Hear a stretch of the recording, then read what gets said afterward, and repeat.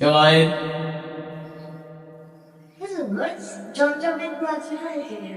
জমজমের কুয়া, এটা আমরা জানি কূপ। এই কূপটা হযরত ইসমাঈল আলাইহিস সালাম, ইব্রাহিম আলাইহিস সালামের পুত্র ছিল। আল্লাহর হুকুমে মা এবং ছেলেকে ওই জমজম কূপ যেখানে হয়েছে সেখানে বনবাস দিয়েছিল। আর হঠাৎ করে তাদের কাছে যে সামান্য পানি খেজুর ছিল এই খুলে যায়।